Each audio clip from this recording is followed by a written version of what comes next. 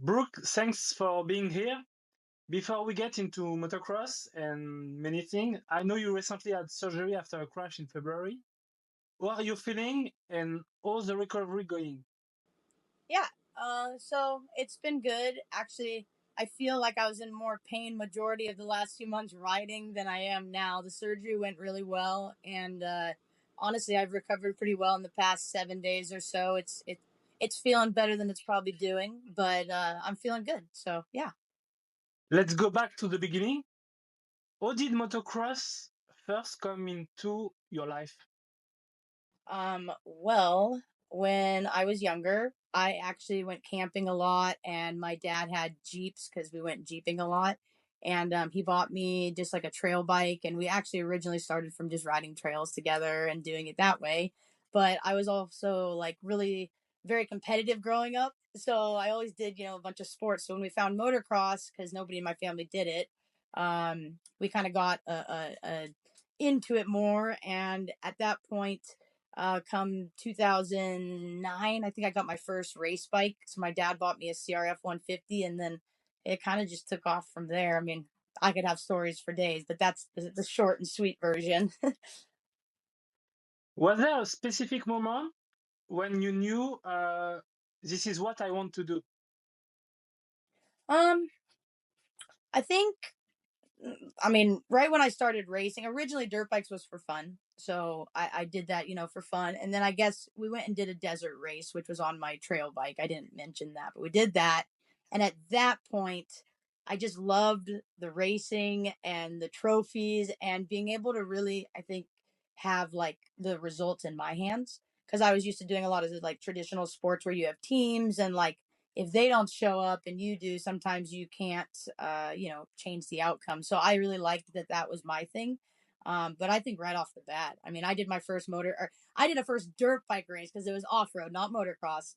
And I just loved it. And then I told my dad, I was like, oh, we got to find some more races. And so he found something in an arena and it was called Arena Cross. And I was like, okay, yeah. And like, I was super sketchy and dangerous at first, but I loved it. And I always had the desire to like want to get better. I loved the challenge and like I don't know. I think though from the very first race I did, I would say I was pretty hooked.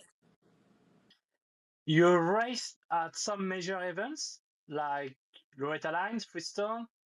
How does it feel to compete at that level? Well, I mean now it's become something obviously that I've learned how to kind of just it's another race and it doesn't. I try to keep it simple. But I remember first getting into the nationals versus being a local person that was fast versus going to the nationals, and it's really intimidating. Because I mean, most people that get to those nationals, they're probably more of the top of their class at a local or regional level. So then you show up to these nationals where you've got a bunch of yourselves, and like it's hard, and the competition's steep these days. I think it's only gotten gnarlier. I feel like I've been through a few generations now of racers.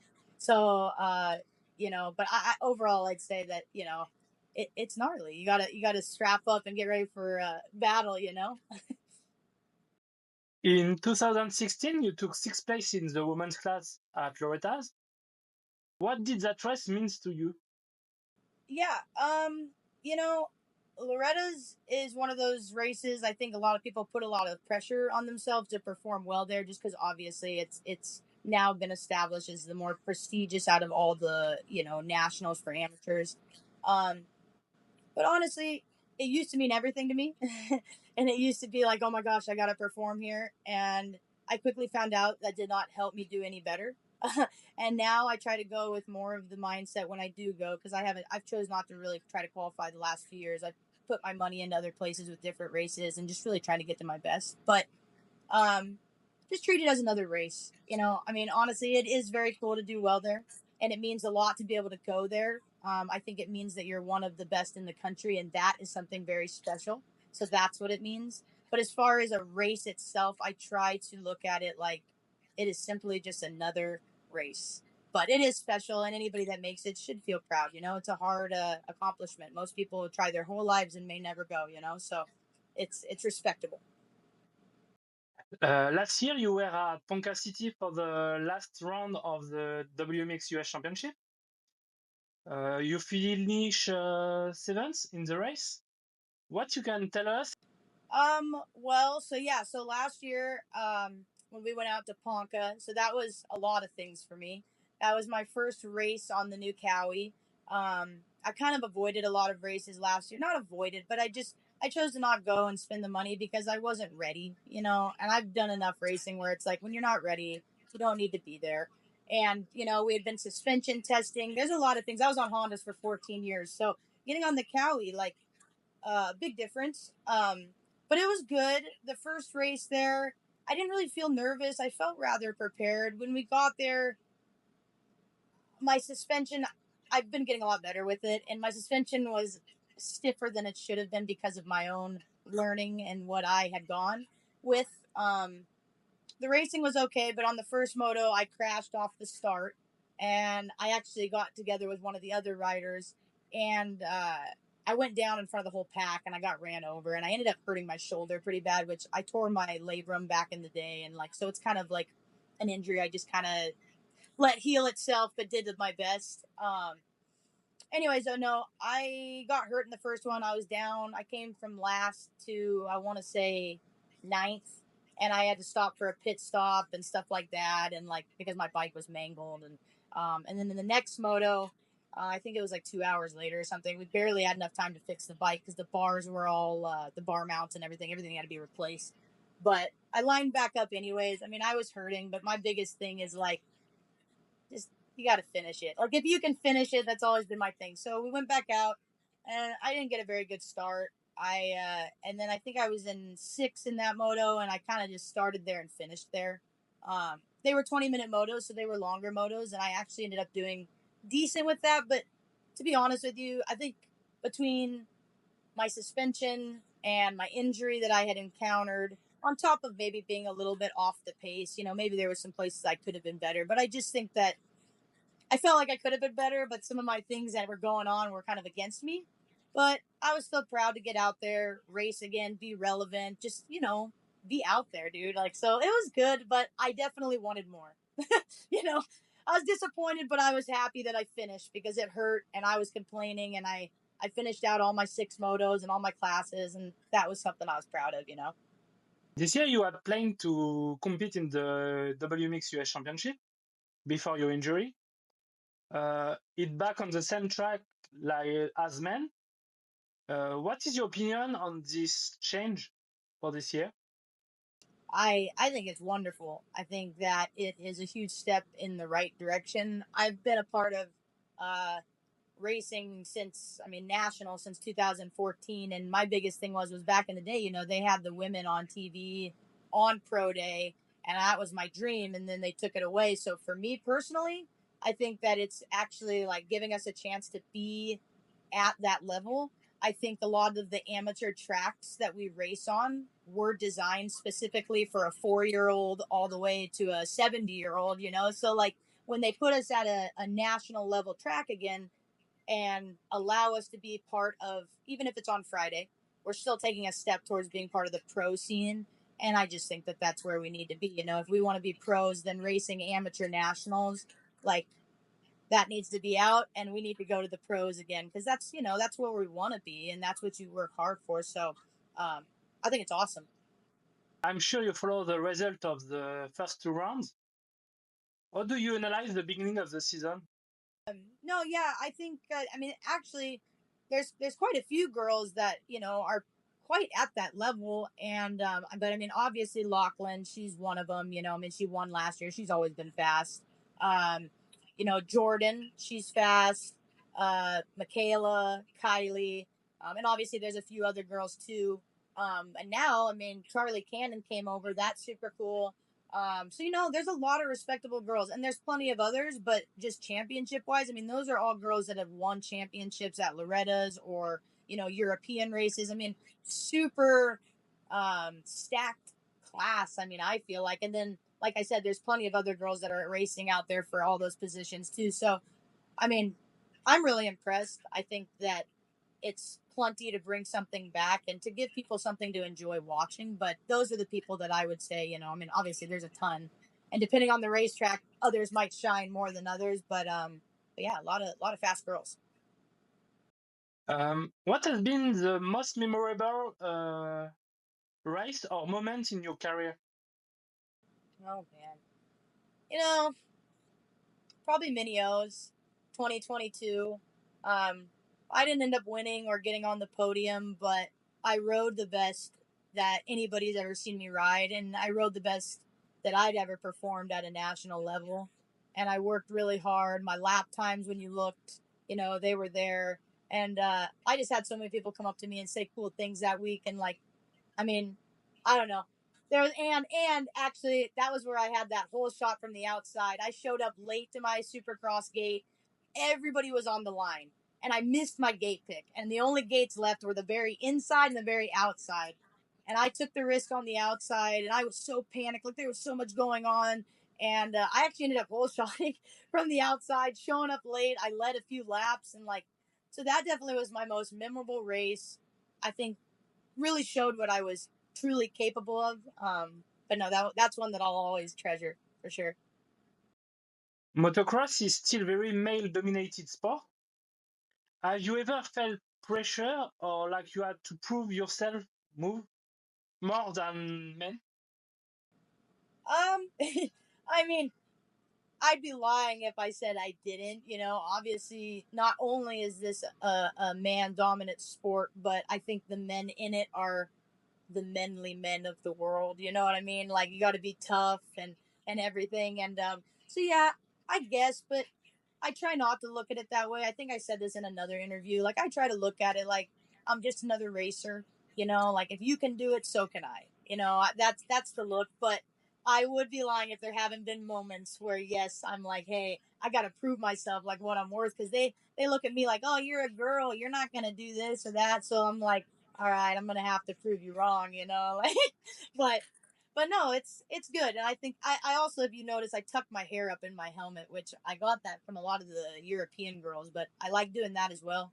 Just because I prefer you don't know I'm a girl until my helmet comes off. Sometimes I think it can affect the way that certain people ride or race. Not always, but sometimes. So but yeah, overall, not too much of it, but so yeah. Do you think the sport is evolving for women and what still needs to change? Definitely, I think it's evolving. I think that there's faster girls coming up. I think they're getting more evolved. I mean, everybody is as a racer, but the women too. Um, and I just think that they need to keep pushing to try to bring us back to the pro nationals, and if we can get uh, enough girls and just honestly girls that are doing everything, battling and giving a show, because that's what people want to watch. They just want to watch a show. It's entertainment. And if we can do that, I think, just keeping them at pro days, like, I know those guys need more than a 30-45 minute break between those 35-minute motos. So, if we had two 15-minute motos between, it doesn't have to be crazy, but I think that it'll bring a new world for us. I think it'll bring a new world for sponsors, and I think it'll grow the sport because, little girls will see that that's a career path. So, but yeah, just kind of keep trying to build it up. That's what I think. You have worked with some amazing brands. What does that support mean for your career? Yeah, I've been super blessed to have a lot of great sponsors that have supported me through the ups and the downs. And honestly, it just means a ton because the people that have stuck by me are like family. And yes, they know I'm a established racer, but I think they also support me because of my heart and my morals and who I am, and like it's really special to me. It sponsors have become a thing where I don't really worry about this or that because it's a relationship, it's a friendship, and super blessed. I mean, that not too much, but not too much to say on it, but they're wonderful. They're like a family. Each one of them that support me are so supportive, not just on the track, but off the track, and I feel super blessed to have that opportunity. Does the fact that the WMX US Championship takes place a day before the main championship help you find sponsors thanks to greater visibility? Yes, absolutely. Like I know, like personally, and that's what I was saying a little bit earlier. Like when if they could put us on pro day and you're getting TV time and you're actually getting views, like that's where all of a sudden you're worth value, like that's why at an amateur level you only get so much support unless you're the top factory guy, because you're not really bringing that media in like if you're being televised on national TV. So I definitely think the sponsors would be more involved in wanting to financially help and back their riders, especially in the women's more, if we were able to have the value of being put on TV where we're getting their brands out there. For sure. I follow you since few years. You have always been very active on social media. How important is it for a professional rider to use it? Yeah, I mean, simply put, it's 2025 and you see the way of the world and where it's going, and sometimes it's not great to have to do this or that, but I think the sponsors, it's what they want. It's a really easy place to push brands and yourself, and I have decided that I think being a part of that and trying to involve myself in it is where I'm going to be able to continue doing what I love. So I try to stay involved and keep people updated, even when I sometimes don't want to. I try to keep people involved because people follow you because they enjoy what you do. And when you're posting never, it makes it hard for people to follow along and feel like they're part of the journey, which then makes them not follow along. So You are a mentor, trainer, coach. Tell us about this part of your week. yeah, so it's challenging to balance all of it. I mean, if I'm being 100% transparent, I just turned 30 this year, and I don't think most people know that. But I love what I do, and I love this sport to my core. I've walked away before, and it brought me back. And training kids has been something that kept my passion alive when sometimes the competition or just the sport, it's cutthroat, it can get repetitive, anything can. But no, I really enjoy working with the kids. In my normal week, I mean, I'll train the kids 2 or 3 times a week, and then I train myself 2 to 4 times a week depending on the race weekend or whatever's coming up. And I mean, some days I'll even train in the morning myself, and then I'll train the kids in the afternoon. So um and we're living out of an RV right now full time to try to make this happen in California, because I now live in Nevada full time if I'm not in an RV. So it's a lot of moving parts, and it's very draining and tiring, but it's rewarding because I'm living a super unique life and I feel super blessed. And if it means I have to be a little tired here once in a while because I'm trying to do something to make this life happen, I just feel like it's always worth it still. So I'm gonna do it as long as I can. But that's what a week looks like, kind of roughly for me, and just on repeat over and over. If a young girl came to you saying she wants to start motocross, what advice would you give her? um, I always start with be willing to fail. Be willing to do the things that are a little scary sometimes, because obviously moto is very intimidating. It's much different than most sports. Um, I just not care what other people think. Train, do what works for you, but keep it fun. Remember why you started, because when you start forgetting that, it comes more like a job, which of course it is a job at a certain point, but you got to keep the job fresh, because you do your best when you're fresh and happy. And so those are the things that I would say. Just fail, get back up. Don't be scared of the failure or the little bit of pains you're going to have here and there, and just work hard at it. Do you know when you will be back on your bike?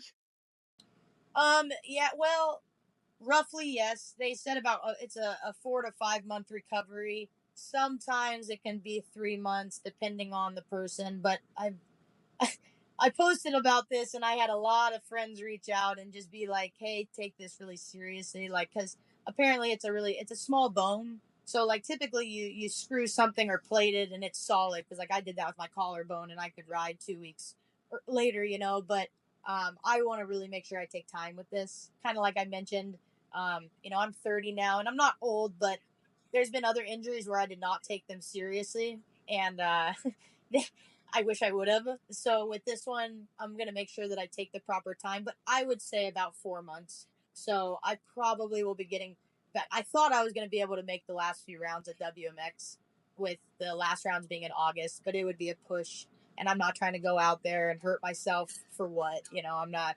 It. I want to come back, and when I come back, I want to be ready to perform. So I'd say 4 months. You work out during the winter for the training for find sponsors. You are injured just before the beginning of the season. Can you project in the next season now, or you think it's too hard? No, I've thought about it a little bit. I mean, obviously, if I'm being 100% transparent, I was I was super disappointed to not race this season. But if I'm also being 100% honest, there were signs along the way. Like when I got hurt back in February, actually, it's funny because I know you've interviewed Sophia Phelps, and actually, me and Sophia were riding next to each other, and we were getting into a little bit of a battle, and she was going to be passing me, and I made a stupid move, but I crashed right next to her, and that's when I broke my wrist initially. And she came up and she's like, "I didn't cause that." I was like, "No, girl, you didn't cause that. I just didn't want to get passed, and and I made a mistake." And anyway, so yeah, I feel like after that happened, I tried to keep pushing it, and I tried to be like, "Hey, I'm just gonna make it through the first 3 rounds, and then I'll take a little break. I'll use that rest time to be able to get ready for the last three or whatever." But it was unrealistic. I was out at the track the last few months, and I won a few championships, even with the broken wrist, which was awesome. But different competition, different people, and I knew each time I was out at the track, like I wanted to push more, but it hurts. And like so projections for next year, I'd say like I'm absolutely gonna do it. I mean, as long as I'm healthy, I will absolutely be there.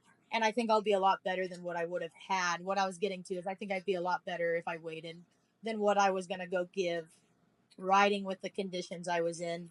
Because I was lying to myself, telling myself I'm all good, but it wasn't all good, and it was painful. And like lap time wise, like just going off a few of the girls that I ride with here in California, I knew like where I want to actually be versus where I was at. So I'm very eager. I actually already got a hold of my guy that I work out with in the gym that's got me to my best that actually I worked with in 21 and 22, and he got me to my really the best places I've ever been in my career. So I feel like I'm a big believer in God. If one door closes, another will open. And if the timing wasn't right now, then I have faith that if I wait for the right timing, it will come. So you can count on me to be there next year if there's a good WMX series. Like, I'm not super big. Like, if I'm being transparent, I'm not super big when it's at amateur nationals. I've done that my whole life. Like, not whole life, but all my career I've been at amateur nationals. But when they push to put us at the pro nationals, then I push to make sure I'm there. Like I want to be a part of that. So I'd say, I told a few people in my corner I really want to do mini O's this year, but that's way too premature. And realistically, I can't call that right now. But as far as next year, as long as I'm healthy, I'll be there. Before the next year, have you some project? Yeah, I mean, I feel like, with the injury and whatnot, my predictions are is like what I'd like is that while I have this downtime, once I get out of this soft cast, which I get the hard cast next Monday, once I get into that, I can start you doing a little more movement. Oh, no, sorry. The famous socks. Once I can do a little more movement, um, then I will be able to get in the gym. So I want to start really working out again. So that by the time I come back, I mean, honestly, I have good cardio, good strength, and then really, I've been able to get motos down pretty quick. Like as long as I'm fit coming back, I think that everything will be pretty good coming back. And to be honest, I think I'll be better when I come back because I've been riding for so many months being broken. Like I kind of forgot what I was even capable of because I try to do certain things and it would just hurt so bad. So instead of trying to charge like I would, I'd back off. You know what I mean? And like no matter what I did subconsciously, it's like your body protects. Like it's weird how it works, but no, I think I'll be stronger. I think it'll give me more time to really perfect the craft. And as long as I stay fit while I'm off the bike, I think that I'll be able to come back pretty quick and be, maybe 2 or 3 months and be where I'd like to be.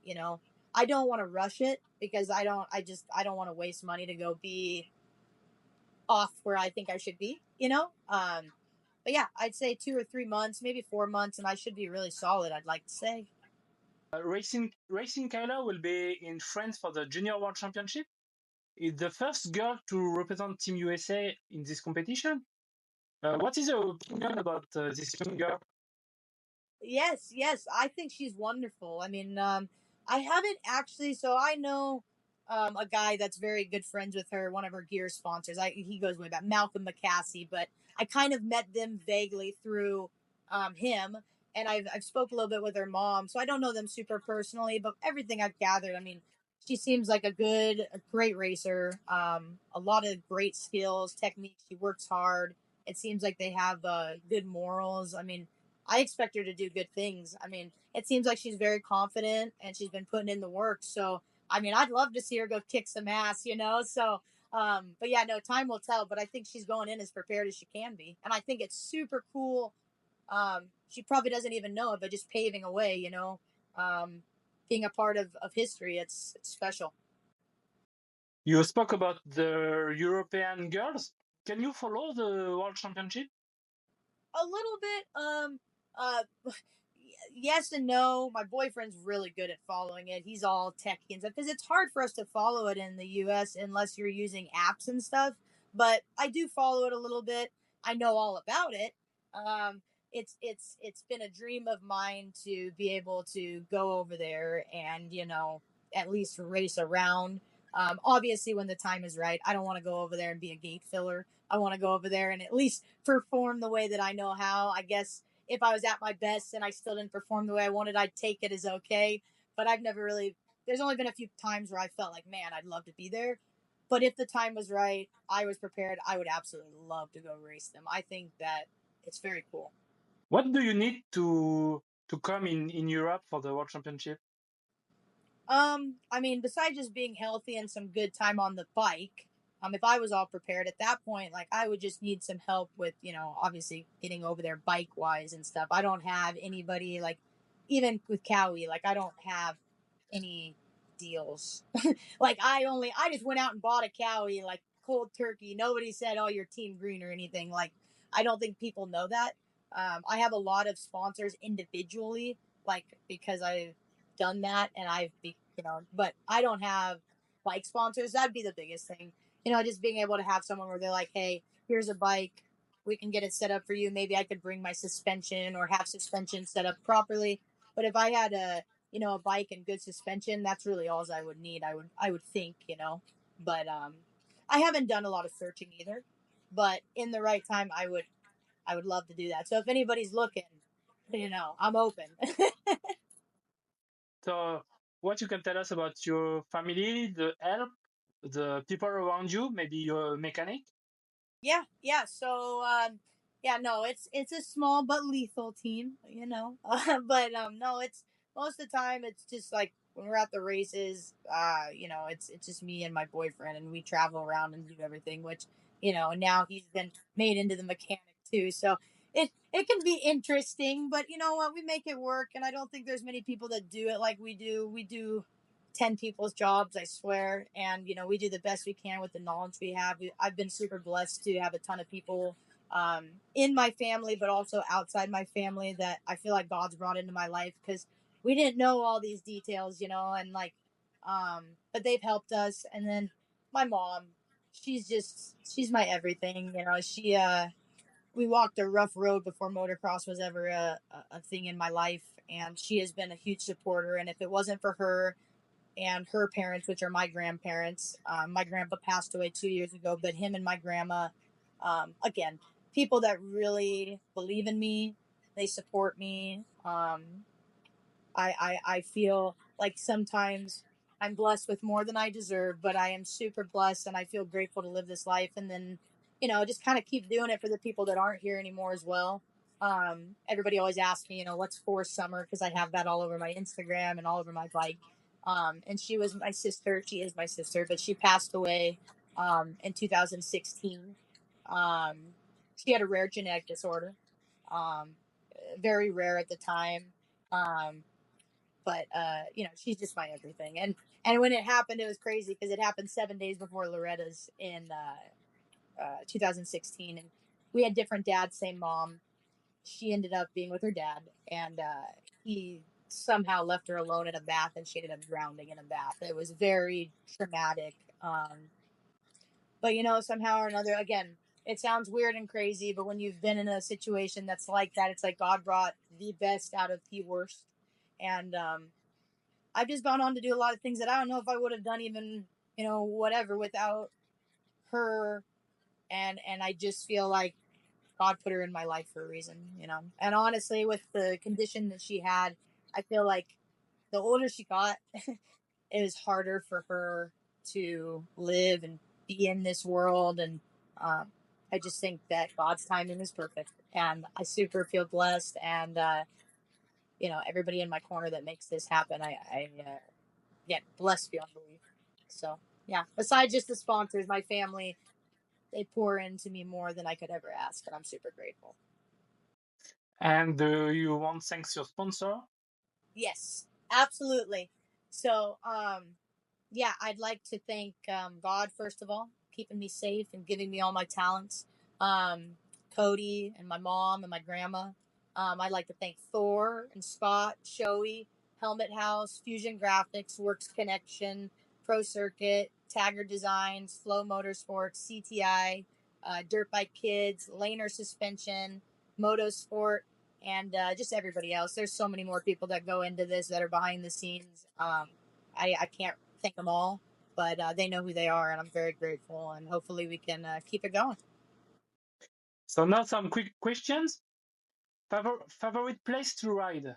Oh man. Well, that still exists.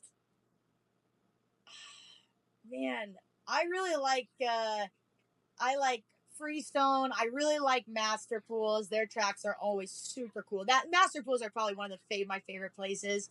Um, And then Blake Baggett's track back in the day is probably one of my favorites to this day, but it doesn't exist anymore. Um, and there's more too, dude. There's so many. But Baja was super cool. Waldo in Florida. Shoot. I'm just going to keep going, but those are some of my favorites. Best friend in the paddock? Oh, man. I don't have no. No, I'm just kidding. Man, I don't know. I'm not.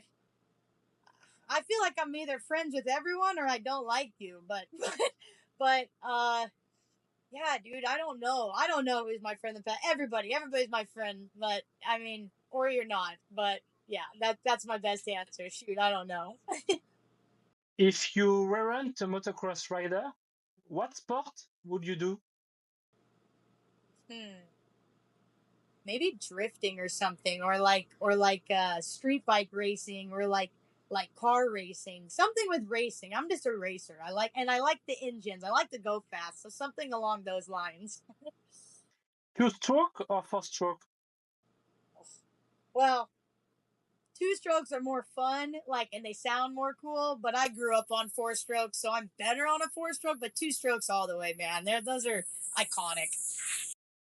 Why did you choose your race number? My first number was originally 13, and that's because that's how old I was when I started racing. But 19 comes from my sister because I had to change my number at one point, and her birthday was 119, and it was for Loretta's, so it had to be a two-digit number. So I got 19, and then in 2020, I kind of evolved as a racer and just kind of learned some things that I learned how to suffer and become a real racer. And so, in honor of her, I kind of changed my number permanently to 19 because I just felt like it was the new me and it had a better representation behind the number. So 19 is it, and it's because of my sister. Favorite holiday destination? Man, I don't know. I like hiking, like in the mountains and stuff. Like I really like doing that kind of stuff. I like peaceful stuff. Maybe a good beach place or something. But I just like hiking mountains and snow. That's kind of like my thing. Favorite app on your phone? Oh man. Huh. Man, you're getting me with these questions. Favorite app on my phone? Mad Skills, you know? Favorite rider? I really like Eli Tomac. I have a lot of riders I like, but I just the Mac dude. He's really, especially in his older age. Like I really like Ken Roxon too, but I just admire how they just have re-sparked their passion at an older age, and they're still just so dang gnarly. So yeah, those are some of my favorites. Brooke, thank you so much. This was really inspiring. Any last word you would like to share with people watching? Um, just be ready for the comeback, and I really appreciate you for having me on here. Hopefully, we get to meet someday in person.